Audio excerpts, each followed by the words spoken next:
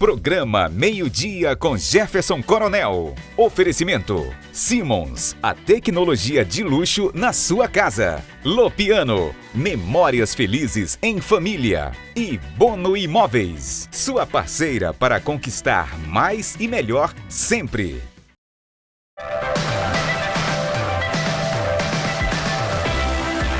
Começa agora na Onda Digital.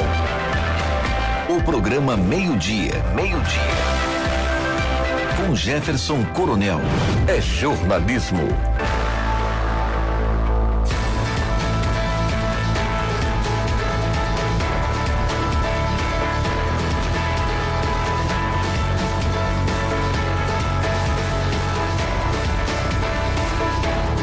Boa tarde, aqui pela Rede Onda Digital, nós estamos abrindo nesta quinta-feira, olhar o dia todo dia aqui, dia 24 de julho de 2025, o nosso meio-dia com Jefferson Coronel e Gerson Severo Dantas. Todo dia, né? Faltou a Aninha aqui, Ana Flávia Oliveira, né? É ela que ela quer entrevistar. Olha aí, então olha aí, vamos já chamar. E no oferecimento da Lopiano Pizza, 31 anos de sabores, variedade, qualidade, respeito aqui em Manaus. No oferecimento da Bono Imóveis de Caxias do Sul, do Guaraná Original de Maués, oferecimento do Vem Pra Broca, oficial do meu querido amigo e irmão Jefferson Antoni ali no Vieralves, e no oferecimento da Simons, colchões e travesseiros, os mais cobiçados e desejados do mundo, aqueles que estão nos principais navios de cruzeiro pelos oceanos e nos hotéis 7, 5, 6, 7, 8 estrelas aí, mundo afora também, os colchões e travesseiros Simons. E também, vê se eu acertei, Gabriel.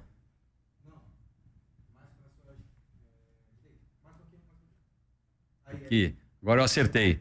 No oferecimento do La Parrilla, ou La Parrilla, como o pessoal fala aqui, né? Eu não posso ficar falando em espanhol, porque a leitura tem que ser com os dois L, né?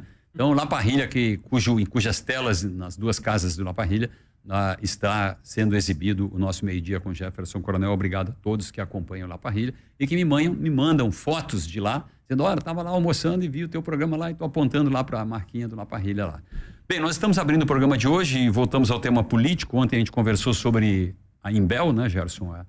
A indústria de material bélico que está querendo se instalar, não se instalar uma unidade inicialmente Fabril aqui, mas uma parceria. Eles estão em busca de parcerias aqui para produzirem, claro, inicialmente componentes aqui no Polo Industrial de Manaus. Eles colocarem os pés aqui para a indústria de material bélico, que é uma indústria grande, né?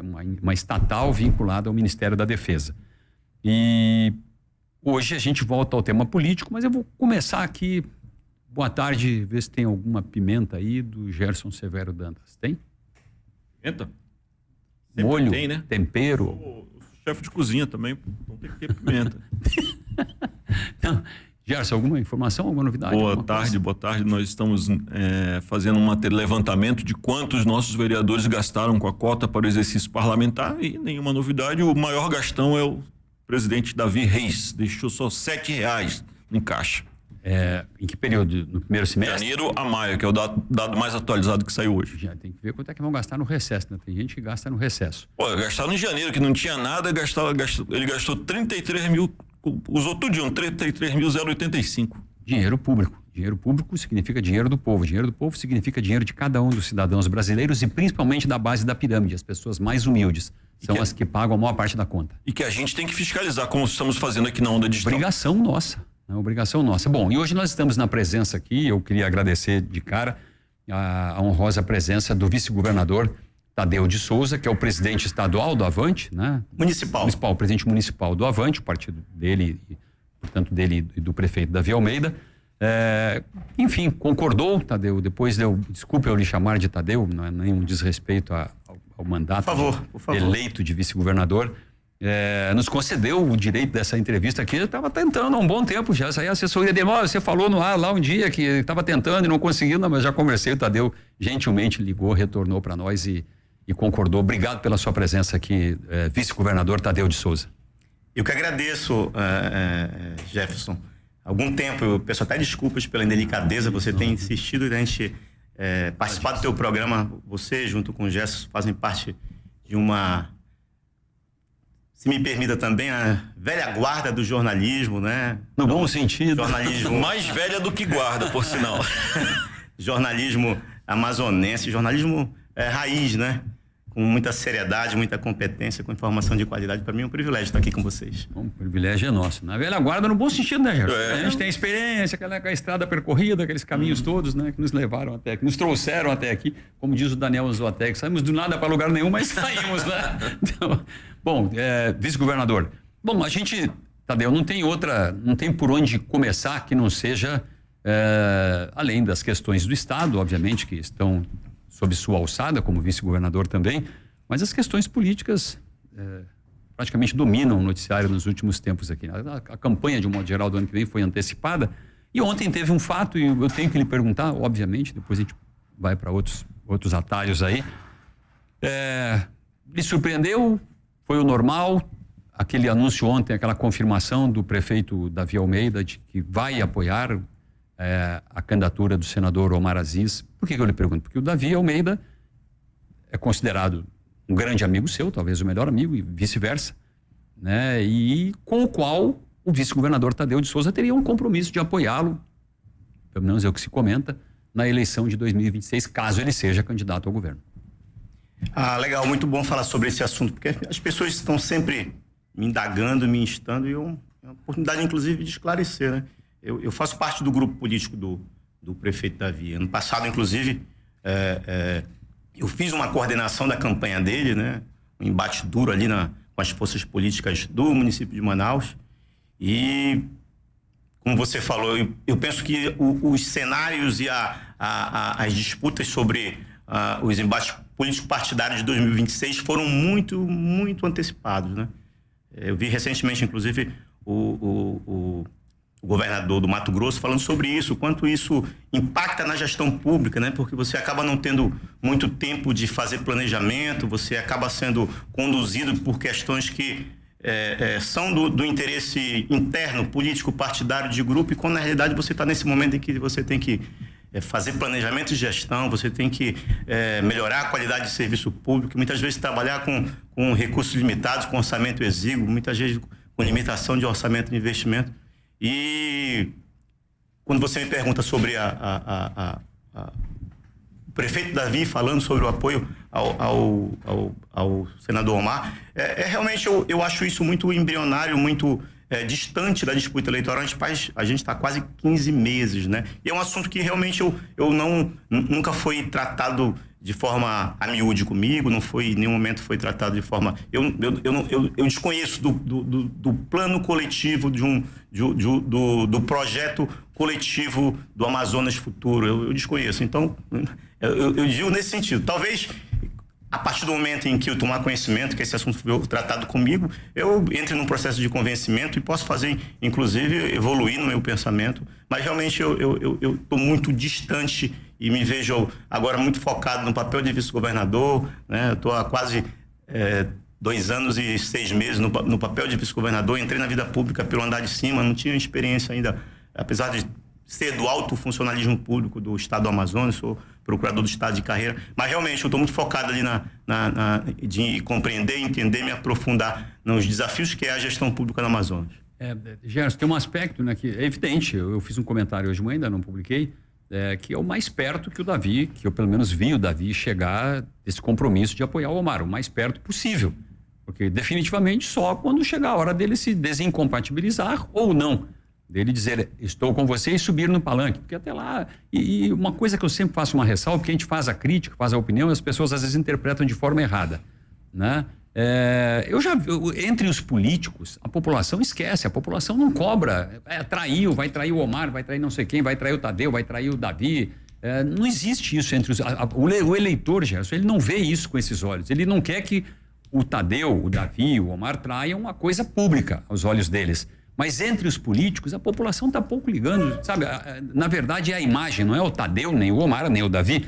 Mas a população tem uma ideia de que os políticos fazem isso, que eles se engalfinham e na hora H é que eles tomam as decisões, né? E a decisão definitiva, repito, só pode vir na hora da desincompatibilização. É isso, Gerson? Perfeito, acho que é isso aí mesmo. Não tem... A gente já viu no caso do próprio senador Omar, coisas evoluindo na política muito rápido, quando ele foi candidato a vice-governador da chapa do senador Eduardo Braga, lá em 2002, né? Até amanhã, do dia da convenção, o candidato era o professor José Mello. Aí, na hora da convenção, foi escolhido o Omar Aziz. Portanto, até na convenção as coisas podem mudar aqui no Amazonas, porque Manaus, o Amazonas diziam que boi não voava, Parintins fez boi voar. Então, aqui tudo tem que olhar para o céu, né? Mas eu queria saber do vice-governador, que ele falou aqui, que coordenou a campanha do prefeito Davi Almeida no ano passado, e foi uma campanha muito dura, as palavras dele próprio aqui, e eu queria saber como é que está a sua relação com o grupo do governador Wilson Lima, porque aqui também nessa bancada o deputado federal Paulderney Avelino diz que o senhor é muito maltratado pelo governador Wilson Lima, inclusive ficou sem camarote em Parintins, palavra dele aqui, e eu queria lhe dar a oportunidade de falar sobre esse assunto. Como é a sua relação com o governador Wilson Lima? Eu tenho uma relação pessoal de muito respeito, né, com o governador Wilson, apesar do ponto de vista das organizações dos partidários, ele faz parte de um grupo, eu faço parte do outro. Especificamente em relação ao deputado federal Paulderney, eu desconheço ali, ele responde pelos atos dele. Eu faço parte do grupo hoje que tem a gestão da maior cidade do Amazonas, que é o grupo do prefeito Davi Almeida. Eu tenho uma relação muito sólida com ele, construída com muita confiança, admiração, e isso é suficiente, né? Ele não precisa fazer qualquer tipo de aceno ou de confirmação sobre a consolidação das minhas relações com ele. Especificamente em relação ao grupo do governador, eu tenho um relacionamento muito bom com a estrutura administrativa, com os secretários, com a própria base junto à Assembleia Legislativa. Eu transito entre todos, eu sou alguém que tem uma capacidade de escutar todos, de ouvir. Eu evito entrar em pelejas, em embates, que muitas vezes elas têm um viés individualista ou que muitas vezes elas passem longe do interesse público. Eu sei que o papel que eu tenho de liderança, de estar na linha de sucessão do Estado, ela é temporário, né? Todo mundo que tem a oportunidade de ostentar e ocupar cargos de liderança, de poder, são ciclos. E eu foco muito nisso, né? De tentar ter um procedimento dentro do cargo de vice-governador em que eu tenha, como sempre, esteja sempre alimentado do espírito de servir as pessoas, de melhorar a qualidade do serviço público. E muitas vezes são criadas circunstâncias para que os embates de palanque eles sejam transferidos para o dia a dia da gestão. E isso realmente eu evito que aconteça. Eu penso que eu tenho um relacionamento muito bom com a estrutura administrativa, com a base dos deputados na Assembleia Legislativa, inclusive com as próprias lideranças de oposição. Eu converso com todo mundo. E ele lhe convidou para ir para o União Brasil mesmo? Não tratei desse tema político-partidário com o governador Wilson. Eu fui procurado por várias lideranças nacionais, inclusive de outros espectros políticos, e são temas que estão em conversação, são temas que eles estão em processo de amadurecimento, né? E a gente tem até o final do ano, tem o primeiro trimestre do ano que vem para essas coisas se consolidarem. Em princípio, o vice-governador Tadeu não cogita mudar de partido. O Avante é um partido que lhe agrada hoje, se sente bem dentro do Avante?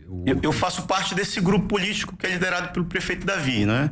O prefeito Davi participou na eleição de 2018, candidato a governador, com uma configuração político-partidária, inclusive com um partido de viés progressista. Em 2020, participou também com uma outra estrutura partidária que foi diferente. Em 2018, 2024 também participou da reeleição com um outro grupo, um feixe de partidos que eram diferentes. Portanto, é natural que projetos sobre eleições que vão acontecer, por exemplo, em 2026, ela se dê com essa ampliação desse arco de aliança. Então, é natural que eu converse com liderança, é natural que outros membros do meu grupo político também conversem, que isso é natural. Eu vou fazer um intervalo, Gerson, mas depois do intervalo eu já vou lhe deixar uma pergunta aqui, Tadeu. Existe a hipótese do Tadeu ficar no governo e ser candidato à reeleição? A hipótese, obviamente que é outra coisa que só vai se saber na hora H também, né? E isso aí, direito tem, né? Direito tem, só a sua decisão pode impedir ou validar isso, né?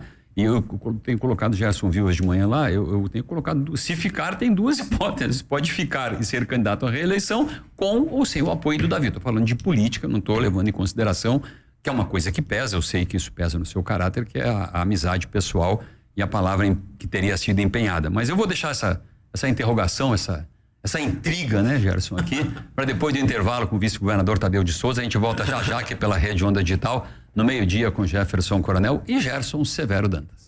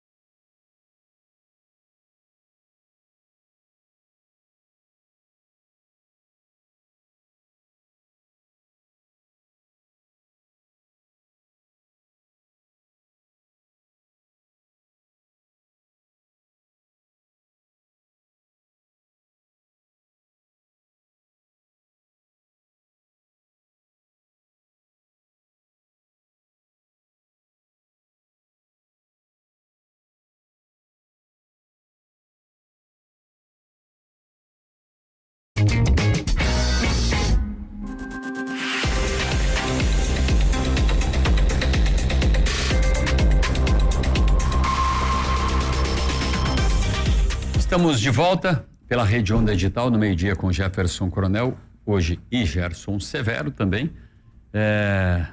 entrevistando o vice-governador do estado, Tadeu de Souza, que é presidente do diretor municipal do Avante. O Avante é o partido do prefeito Davi Almeida. A questão que eu tinha deixado, qual era aquela intriga que eu tinha deixado, gente? No cargo ele vai ou não vai ser candidato?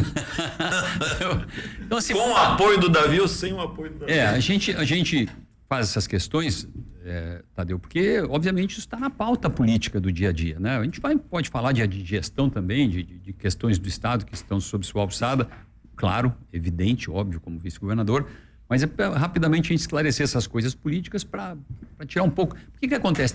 Eu falei intriga aquela hora, podia ter falado fofoca, porque tem muita intriga e fofoca. Muita gente faz. E a gente, quando faz o comentário, às vezes a gente não quer prejudicar ninguém. É que são deduções que nós tiramos sem a presença ali do bastidor, às vezes com uma fonte de informação, ou porque a gente observa no discurso. Por exemplo, ontem o prefeito falou que, em tom meio de reclamação, que anteciparam a campanha, né? E é verdade, mas quem antecipou a campanha foi o Omar. E o prefeito já indicou o vice, ele disse isso ontem. Em tom de reclamação, ele disse que já antecipou. Você vê, ele não entendeu? É sem perceber isso até. Anteciparam a campanha eleitoral. E ele já indicou, ele mesmo já indicou o vice. Ou seja, ele entrou no negócio da campanha eleitoral antecipada. E quem antecipou foi o Omar, e eu já ouvi isso do próprio Omar, né? Antecipou a campanha de fato mesmo, e disse isso claramente quando começou a dar aquelas entrevistas como pré-candidato ao governo no ano passado. Com razões bem sólidas. Com razões bem sólidas, né? E de lá para cá, Tadeu, queira ou não, as pessoas podem gostar ou não, digo, não tem nenhuma razão para fazer campanha para o Omar, nem coisa nenhuma para ninguém, graças a Deus, mas assim, vem trilhando um caminho de quem, não sei se está conseguindo, eu não tenho pesquisa na mão para avaliar isso, de quem está buscando resolver os problemas que tinha. E o Omar tinha um problema aqui em Manaus. Né? E ontem, por exemplo, ele anunciou o asfaltamento de 67 ruas lá com o prefeito, numa emenda dele, se não me engano, de 20 milhões, né? 19 milhões, que é praticamente 20 vinda de Brasília com o esforço do senador Omar. Então é por isso que a gente coloca essas coisas para a gente esclarecer um pouquinho o que seriam as intrigas e as fofocas, para não ficar nesse campo e ouvindo da sua palavra qual é o posicionamento. Sinceramente, Jefferson, eu me esforço e eu não vou ser tragado por essa máquina, por esse interesse antecipado, por essa discussão, porque eu acho que o período que eu vou ficar como vice-governador é pouco, são 48 meses.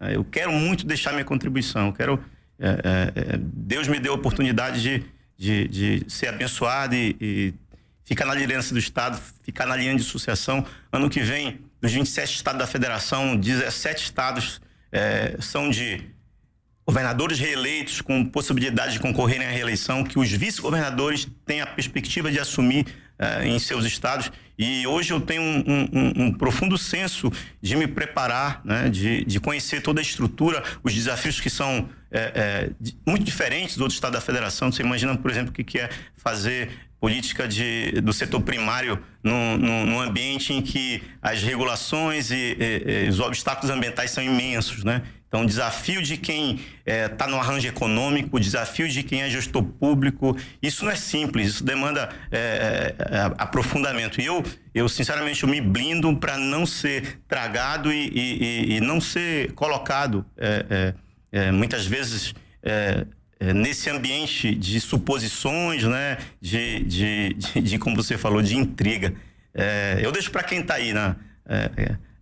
Quem tem muito interesse em fazer política. Eu tenho um interesse de fazer gestão e eu quero continuar me colocando à disposição como vice-governador, do governador Wilson, inclusive, apesar de hoje eu não estar diretamente ligado à gestão pública, eu sou um vice-governador que eu não executo orçamento, eu não tenho indicação de secretários, ao contrário do que acontece com outros vice-governadores, como o vice-governador Damião. É uma opção sua não indicar ninguém? Não, eu sempre me coloquei à disposição, tive algumas ideias. Indicar alguém? Também não foi opção minha, aí foi na repartição da estrutura de poder ali, com os deputados que foram eleitos.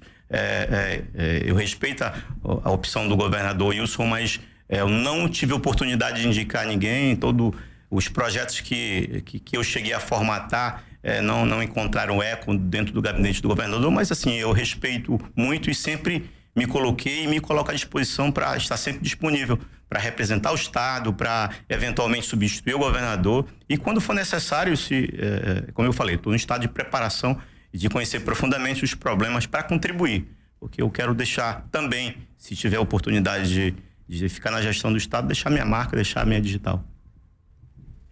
Governador, o senhor sempre manteve uma... O governador já antecipou. Governador. A caneta, de vez em quando, cai na mão dele. O senhor sempre manteve um perfil muito discreto na sua vida pública, embora o senhor seja procurador, né? Deve ter sido demandado muitas vezes ao longo da sua vida, na Secretaria Municipal que o senhor ocupava lá antes de serviço governamental, o senhor sempre foi muito discreto, né? E nessa discrição causou, assim, um pouco de impacto na opinião pública quando, do ano passado para cá, o senhor passou a frequentar mais as redes sociais, mostrar mais um pouco da sua vida pessoal, da sua trajetória. Isso é um claro sinal em política, né? Sinal de quem está às vésperas de assumir o poder. Na verdade, assim, ó, o homem público, o homem que colocou a sua vida pessoal num cargo que é de interesse coletivo, que ele está ali não para potencializar o profissionalismo dele, não está ali para melhorar suas condições pessoais, ele está ali para se dedicar. E por isso que o serviço público é isso, é dedicação. E exige que eu me comunique, exige que eu esteja à disposição, né? As pessoas precisam de líderes que elas conheçam, né? E eu não posso me esconder, né? Uma coisa é você trabalhar como secretário da Casa Civil na Prefeitura de Manaus, o cargo que eu ocupei, em que, apesar de ser um cargo de nevrálgico, um cargo que trabalha com planejamento, né? Muitas vezes o secretário da Casa Civil ele é a mão do prefeito, ou é a mão do governador, é alguém que muitas vezes é a interface de relacionamento com o legislativo, com a sociedade civil organizada, e ele não necessariamente precisa ostentar essa vinculação política, né? As pessoas não precisam necessariamente saber quais são as convicções dele, como ele pensa, né? No cargo que eu ocupo, não. No cargo que eu estou com a possibilidade de suceder a liderança do Estado, eu preciso ser visto, as pessoas precisam me conhecer. E eu estou nesse processo de aproximação e de me colocar como alguém que escuta muito, né? Eu preciso ampliar os canais de comunicação com a população, né? As pessoas precisam conhecer das minhas ideias para até que a população precise confiar, as lideranças políticas precisam confiar, as lideranças empresariais precisam confiar. E eu estou nesse processo realmente de me colocar à disposição da população para me conhecer. Para que depois que, eventualmente, eu tenha a oportunidade de ficar na liderança do Estado, ou que eu não fique, ou que fique os 48 meses como vice-governador, eu quero que as pessoas me conheçam nesse período que eu estou, pelo trabalho que eu estou desenvolvendo. Tem um velho ditado, quem não é visto não é lembrado, né? Mas assim, não tem nenhuma ilegitimidade, nada de errado o vice-governador pensar na hipótese de ter um outro mandato, de se submeter a uma outra campanha. Não estou falando só de uma reeleição, que seria natural, mas uma campanha ali na frente para prefeitura, para senador, para deputado federal, etc. Essa hipótese está viva na sua mente e acho que essa coisa de quem não é visto não é lembrado faz parte disso, né, Tadeu? Eu entrei na vida pública pelo andar de cima. Eu sou procurador de Estado de carreira. Né? Exatamente. Sou procurador de Estado de carreira. Tive a oportunidade de ser procurador-geral do Estado. Fui chefe da Casa Civil num momento muito delicado da Prefeitura de Manaus, que foi exatamente no ano de 2021, que foi o ano da segunda onda da Covid. Então, foi muito aprendizado, porque foi um esforço concentrado ali de toda a estrutura administrativa para fazer frente. UBS que estavam fechadas, que tiveram que ser reabertas, né? Um esforço coletivo de todo mundo, muita exigência do público.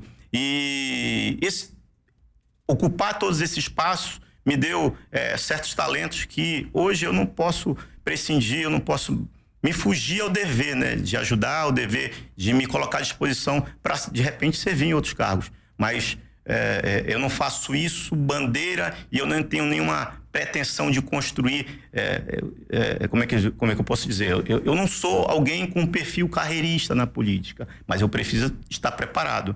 Eu preciso, dependendo do contexto, se eu puder contribuir, eu vou contribuir. Nessa linha ainda de destacar essa sua descrição, que houve uma pequena mudança, como o senhor disse, que precisa ser visto, né, precisa ser conhecido numa eventualidade de ter que assumir o Estado.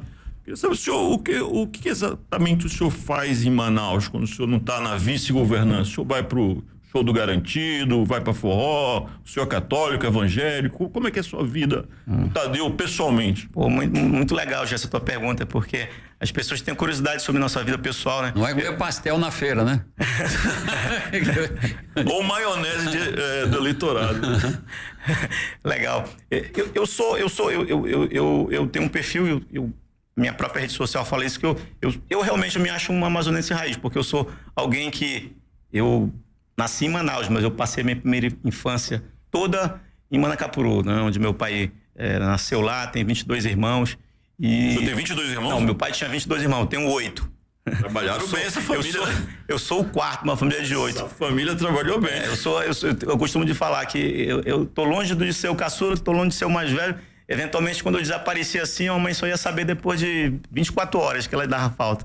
Então, eu tô ali no meio, né? Então, eu sou alguém que vim do interior, eu vim morar em Manaus na década de 80, fui morar na beira do Igarapé, ali entre o Crespo e o São Lázaro. E eu fui alguém, junto com meus irmãos, que dependeu muito de serviço público, né? Então, você imagina como era serviço público de saúde, por exemplo, na década de 80. Então, eu sei quais são as dificuldades, assim. Eu me identifico muito quando eu vejo a população atrás de serviço de qualidade e muitas vezes não encontra aí. Não deixa de ser um espelho do que foi a minha infância, com muita dificuldade, estudando em colégio público, sem material escolar de qualidade, né? Mas graças a Deus eu e meus irmãos, a gente foi premiado assim pelo destino. As coisas deram certo pra gente. Apesar de estudar em colégio público, eu consegui... eu sou aluno fundador da Fundação Matias Maquilini. Aqui mando um abraço para meus amigos, os egressos da Matias Maquilini. Me qualifiquei ali para trabalhar na área técnica, fui fazer curso de faculdade de engenharia e trabalhei durante 6 anos no distrito, né? Então, trabalhava em turno, trabalhava no fim de semana. Então, quando eu falo que eu sou amazonense raiz, porque eu passei por todas essas nuances que são típicas de quem mora no Amazonas, de quem está aqui em Manaus, né? Então, tenho orgulho de ter sido operário de distrito. Não continuei na área técnica porque fui expulso da área técnica. Durante o governo Collor, eu acabei... muita gente perdeu emprego, né? A indústria nacional começou a competir com os artigos importados que estavam vindo da abertura comercial ali da ministra Zélia Cardoso, do presidente Collor, e muitas empresas fecharam. Eu fui nessa leva, tive que fazer uma remodulação ali da minha carreira, desistir da faculdade de engenharia, um sonho aí, principalmente pro meu pai, que queria ter um filho engenheiro. Aí fiz um novo vestibular de direito, apesar de não ter conhecido ninguém, eu não tinha um parente da área jurídica, não tinha um amigo, meu pai não tinha ninguém, mas eu visualizei com uma carreira que eu tinha muita afinidade. Graças a Deus eu foquei muito na faculdade de Direito ali na Jaqueira. Eu fiz um curso rápido, fiz 11 cursos de férias. Eu costumo falar que ninguém se formou mais rápido do que eu, e eu sou também de uma primeira geração de concurseiros, assim, eu acho que do Brasil. Fiz vários concursos públicos, trabalhei na Justiça Federal, fiz concurso público, era reprovado, passava em concurso público, às vezes não era chamado. Eu lembro que eu passei no concurso para delegado da Polícia Federal, fui inclusive primeiro colocado no Amazonas, mas eu acho que eu não tinha vocação e eu acabei reprovando na prova física.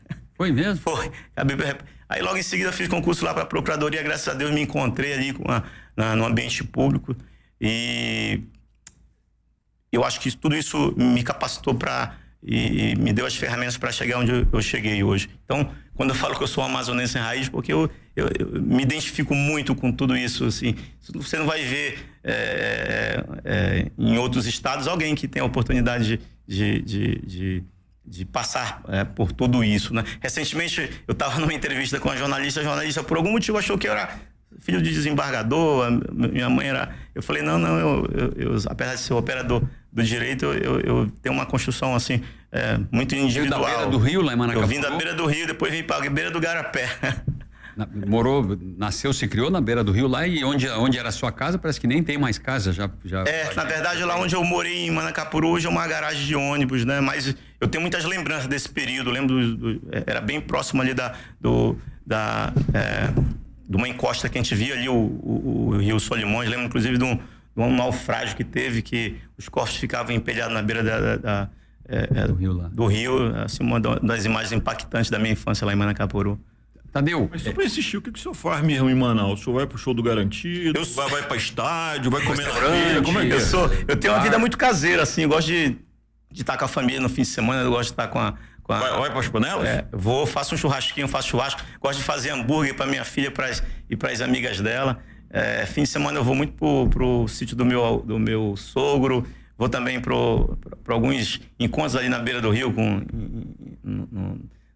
em flutuante. Joga bola. Eu jogo minha bolinha, né? Gosto também de ver o pessoal jogar, né?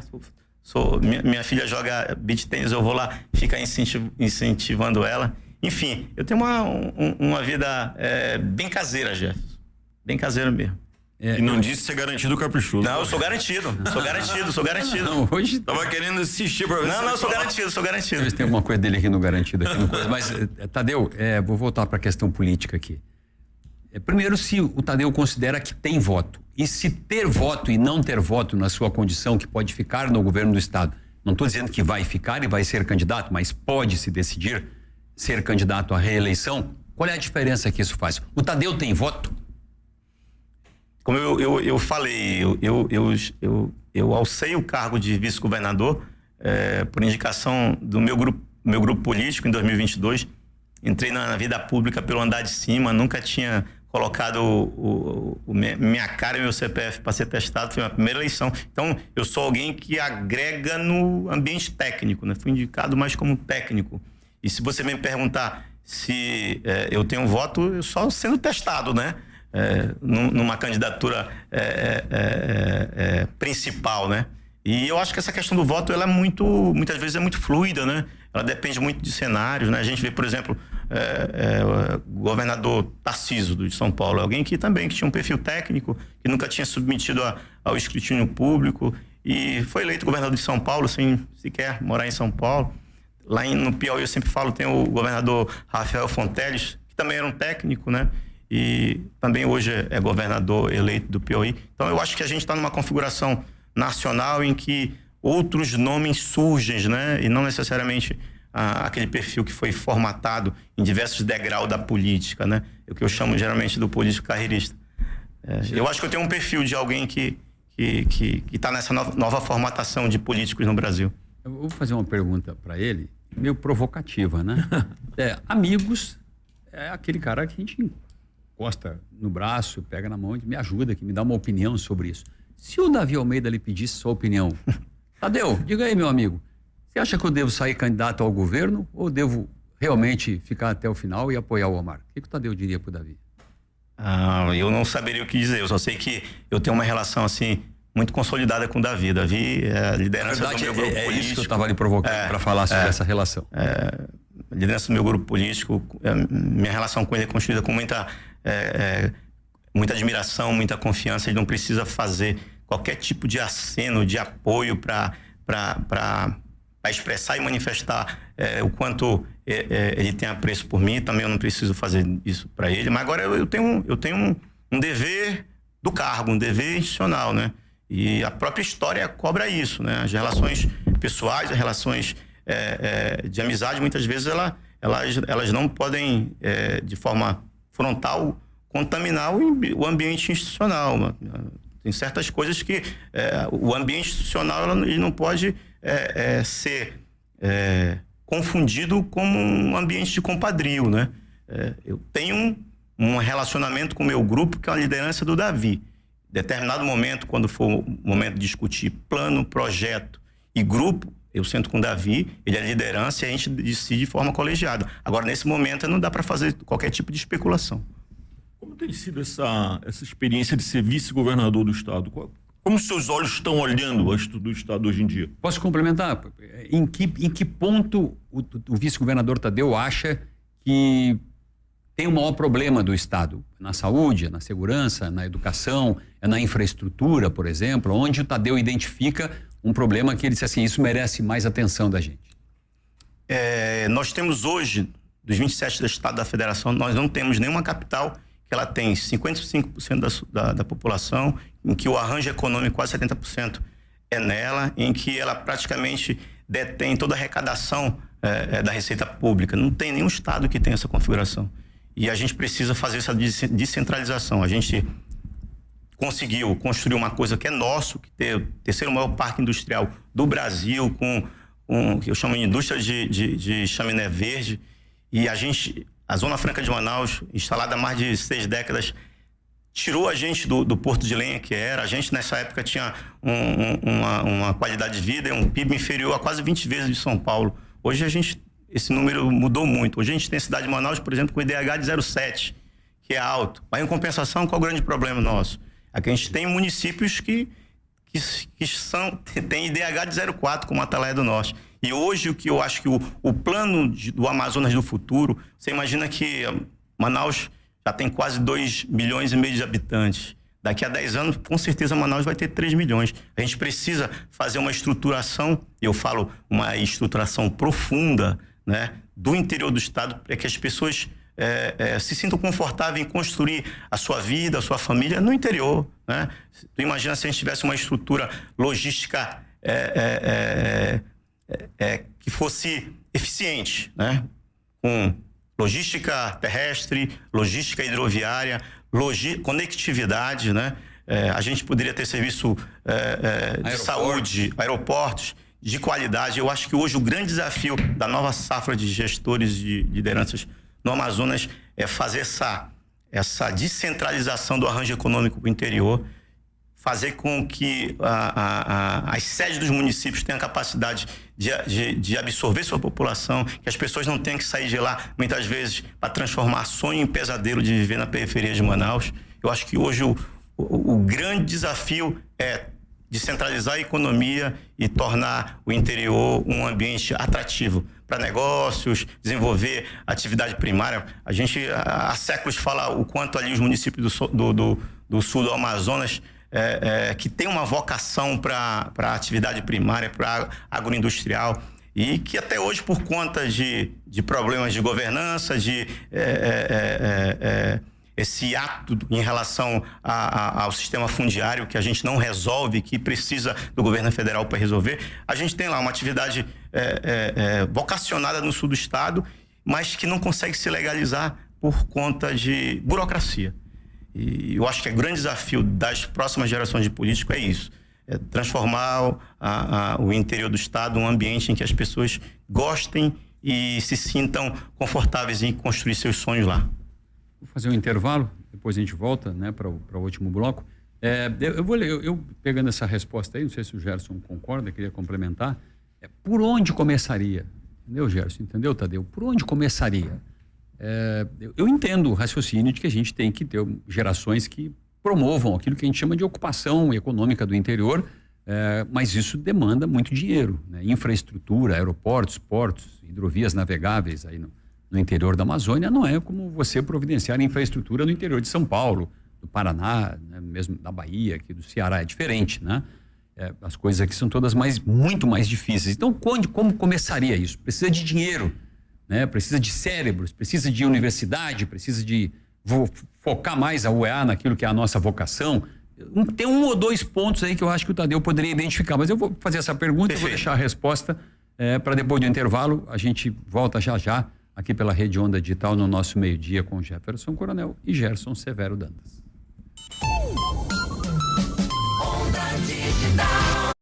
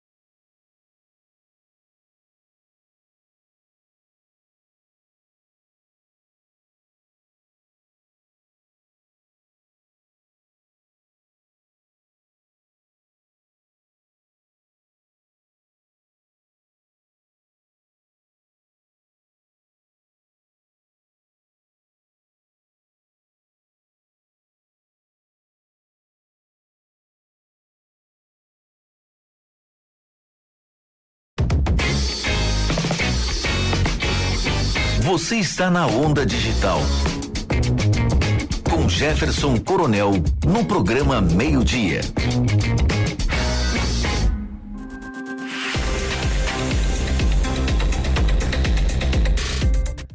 Bem, retornamos na Rede Onda Digital, aqui no nosso Meio-Dia com Jefferson Coronel, hoje também Meio-Dia com Gerson Severo Dantas, na presença do vice-governador do Estado, presidente do Diretório Municipal do Avante, procurador de carreira do Estado, Tadeu de Souza. Eu tinha deixado, Tadeu, antes do intervalo, a pergunta por onde começar. Você tinha falado do Estado tem que avançar para o interior, tem que ter infraestrutura, aquela coisa que a gente sabe literalmente, né? E você sabe mais do que nós, óbvio, que ocupa o cargo de vice-governador. Mas onde seria o ponto de partida? Onde seria a inflexão? Bom, agora, sabe aquela frase que a gente usa na rede aí? Agora vai, né? Por onde a gente poderia começar para dizer que agora vai, vice-governador? Importante. Eu vejo o Estado, as políticas públicas que são executadas hoje são políticas, assim, muitas vezes de zeladoria, que são políticas que elas tentam manter a operação de serviço público em andamento, e muitas vezes você não tem espaço para planejar. E o que falta é fazer plano de longo prazo. E para fazer plano de longo prazo tem que ser com cooperação institucional. Hoje o Brasil fala de Amazônia em qualquer lugar. A gente presta um serviço ecossistêmico para o resto do Brasil. Hoje, se a gente tem um arranjo econômico no agronegócio no Sudeste e no Oeste, é por conta da regulação dos ciclos de chuva que a floresta tropical fornece, né? Se hoje a gente tem uma visibilidade internacional, se hoje, por exemplo, a produção de proteínas no Brasil, que é exportado para a União Europeia, para o próprio mercado americano, é por conta que a gente tem uma governança ambiental que é reconhecida no mundo todo. E na hora de fazer a repartição de receitas, a gente não é visto de forma individualizada. Você imagina que a gente tem, especificamente em relação à segurança pública, a gente tem 8 mil quilômetros de fronteira com os 3 únicos países que produzem cocaína no mundo. 70% do escoamento da produção de cocaína passa pelos rios da Amazônia. E as forças policiais do Estado não têm condições, se não tiver intervenção e auxílio do governo central, do governo federal, de fazer frente a isso. Vontade até tem. Eu sempre falo que agora, no período em que o ministro da Justiça foi o ministro Flávio Dino, agora ministro do Supremo, foi lançado o programa Amazonas Mais, que previa no PAC 6 bilhões para intensificar e criar estrutura de vigilância e fiscalização na Amazônia, inclusive com a instalação de 27 pontos fluviais. Hoje nós temos 2 ali no Rio Negro e outro no Médio Amazonas, que é de competência do governo do Estado, da Polícia Militar, que faz um excelente trabalho. Eu acho que nunca a gente teve um período de tantas apreensões como nos 24 meses. Esforço Mas é quase enxugar um gelo, né? Porque assim, enquanto não resolver o problema da fronteira... Mas é aí que tá, a gente tem que ter aí, no caso, criatividade administrativa. A gente tem, por exemplo, de pelotão de fronteira aqui, a gente tem a capacidade de colocar a juventude que está em Tefé, que está em São Gabriel da Cachoeira, muitas vezes disponível, recurso humano e mão de obra disponível para o tráfico, traz ele para ser conscrito no Exército, colocar o que a gente tem aqui... evitar que as organizações criminosas se apoderem do arranjo social, né? Porque o crime, para ele usar a logística do rio, ele precisa de alimento, ele precisa de proteção, e muitas vezes, pelo fato da sede do município, ou quem está distante do município, não ter nenhuma oportunidade, você acaba sendo tragado e atraído para o crime. Portanto, eu acho que questões estruturantes não se resolvem se não tiver o apoio do governo federal.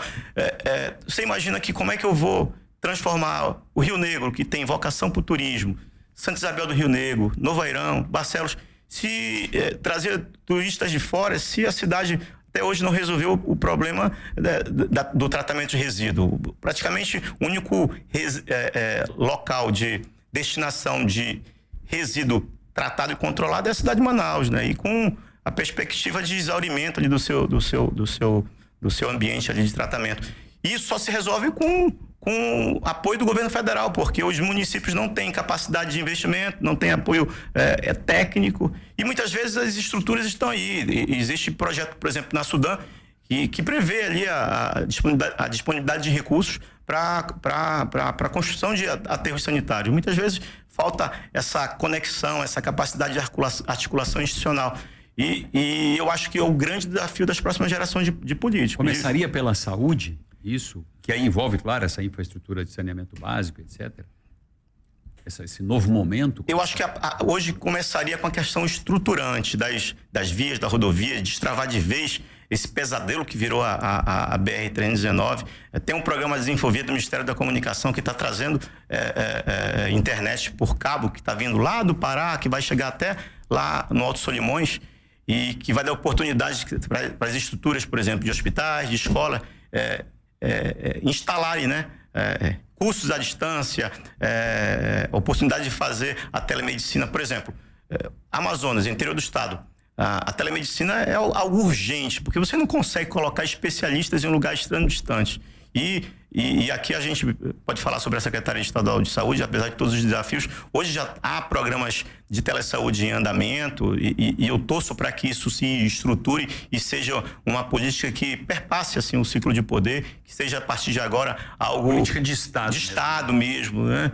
E eu vejo que, passando por isso, essas questões estruturantes, quando você tem estrutura, energia elétrica, quando você tem conectividade, tudo vem. O serviço público melhora, você cria condições para quem tem capacidade de empreender, fazer o seu arranjo, né? E aí vem o papel de quem está no serviço público. Tratar a gestão pública com menos burocracia, aderir a instrumentos de governança digital, né? E, acima de tudo, intensificar esse interrelacionamento e processo de convencimento de, por exemplo, ministro de Estado entender que a BR-319 é muito mais do que uma obra de infraestrutura. Ela é o coração de quem mora aqui na Amazônia. Você imagina a importância que tem o estado do Amazonas pelo fato de produzir serviços ecossistêmicos para o resto do país, e a gente está tão isolado, a gente não tem uma única via que se liga ao restante do país. Então não dá para tratar Ministério do Meio Ambiente, Ministério dos Transportes, DENIT, tratar a BR-319 como se fosse mais uma obra pendente que está precisando de uma licença. A gente precisa tratar com prioridade. Isso aqui era para estar no gabinete do presidente da República e não ser tratado por ministro. Enfim, eu acho que passa por tudo isso. Governador, deixa eu aproveitar essa sua expertise aí no direito e lembrando também essa frase que o senhor disse, que tem 17 vice-governadores que estão com a possibilidade de assumirem o cargo de governador no próximo ano. Ele pergunta, tirando o seu nome da roda, um vice-governador que assume o governo, ele pode ser candidato a vice de um outro candidato? Não, o vice-governador, pelas regras eleitorais no Brasil, ele só pode concorrer ao cargo de governador. Ele pode até concorrer a outro... Não, ele não poderia, só pode concorrer ao cargo de governador. Ele não pode concorrer ao cargo de vice. Ele não pode ser candidato a vice de outro candidato. Ele pode ser candidato a vice, desde que ele não assuma o governo. Então, correto. Vice-governador Tadeu de Souza, a gente queria, obviamente, lhe agradecer pela gentileza de ter comparecido aqui à entrevista. Deixar esse microfone à sua disposição, né? Aquela velha praxe, né? Obrigado por ter vindo aqui, Tadeu, por ter se disposto a dar essa entrevista aqui. E quando a gente faz um comentário, me sinto na obrigação de lhe dizer isso, tenho feito vários comentários a respeito da curiosa e, obviamente, chamativa situação do vice-governador que vai assumir ou não o governo do estado, com a saída ou não do Wilson, com a amizade com o Davi, essas coisas todas que fazem parte da política. A gente nunca faz isso com a intenção de destruir ou manchar a imagem de alguém. O comentário é feito com base naquilo que a gente percebe daqui. E é óbvio que o seu nome obrigatoriamente vem à tona, né? Porque aquelas hipóteses que eu falei no começo são reais, né? E originárias. Eu, inclusive, fiz um vídeo comentando. O Tadeu é candidato natural, se quiser, ao governo do estado. Natural, vai ser governador. Como é que você vai dizer para um cara que é governador que ele não pode ser candidato à reeleição? Não sei nem se você concorda com isso, mas essa é a ideia. Então, muito obrigado pela sua presença aqui. Eu que agradeço, Gerson. Para mim é importante esses ambientes que a gente tem a oportunidade de responder, né, a dúvidas e, acima de tudo, se colocar à disposição da população. Eu acho que nunca a comunicação ela presta um serviço assim para a população. Antigamente, o controle era feito muito mais por por um ambiente estatal. Hoje você tem um controle direto ali, a população por rede social, essa intensificação da massa que produz comunicação, né? E eu acho que é sempre muito bem-vindo. Eu sempre falo que quem está disposto a ser pessoa pública tem que saber que está sujeita diariamente à crítica. A crítica, ainda que ferina, ainda que ela seja muito severa, mas a gente está sujeito à crítica. E para mim é uma oportunidade, no cargo de vice-governador, as pessoas me conhecerem, saber que independente das circunstâncias políticas partidárias, dos embates, eu tenho um dever, o dever político, o dever de servir ao povo do Estado, dever na oportunidade que eu estou como gestor, melhorar a prestação de serviço público na cidade, o dever acima de tudo, eu sou alimentado por interesse coletivo, por interesse público, e tento me blindar dessas nuances político-partidárias, e vai ter momento para falar sobre isso, vai ter momento para a gente discutir projeto, aliançamento, amplificação de conjuntos partidários, que não é agora. E assim, novamente agradecer, Gerson, pela oportunidade de estar com você aqui, esclarecer dúvidas, e a oportunidade, acima de tudo, das pessoas conhecer o vice-governador Tadeu. Obrigado, hein? Muito obrigado. Gerson, ficamos por aqui. Amanhã a gente volta nesse mesmo bate-horário, aqui nesse mesmo bate-canal, ao meio-dia na Rede Onda Digital. Vamos sextar amanhã.